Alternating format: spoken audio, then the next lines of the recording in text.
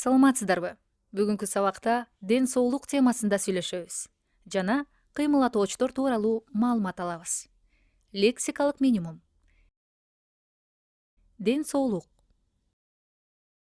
Дене тарбия көнүгүүлөрү. Тамак аш. Сасык тумоо. Жөтөл. Чүчкүрүк. Баш ооруу.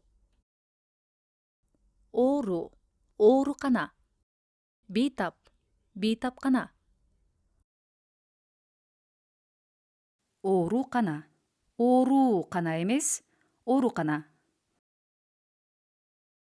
Ден соолукта болуунун атайын эрежеси болбосо да, төмөнкүлөргө маани беришибиз керек.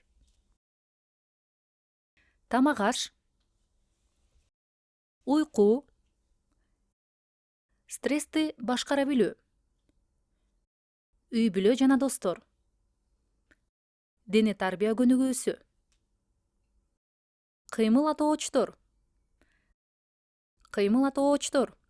ыш, оо мүчөлөрүнүн жардамы менен жасалат. Пикир алышууда уу үчүн, уу керек, уу зарыл, ыш үчүн, ыш керек. Аналитикалык формалары өтө көп колдонулат. Жоон үндүүлөрдөн кийин оо, уу, ыш, баруу, барыш керек, ойлоо, ойлош керек. Ички үндүүлөрдөн кийин өө, үү, иш, келүү, келиш керек, иштөө, иштеш керек. Мисалы, ден соолукта болуу үчүн тамак ашка, уйкуга маани берүү керек. Дене табын түшүрүү үчүн дары ичиш керек.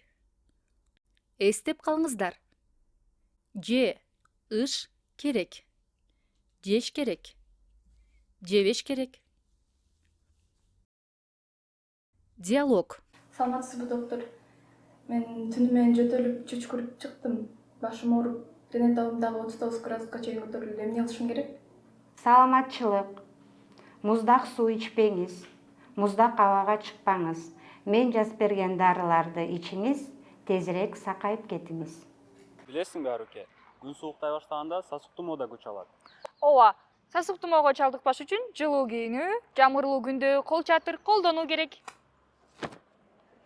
Ооруну жугузуп албоо үчүн эмне кылыш керек? Ооруган кишилерден алысыраак болуп, бет кап кийүү керек. Кокус ооруп калсак эмне кылуу керек? Ооруп калган учурда дарыгерге кайрылуу керек.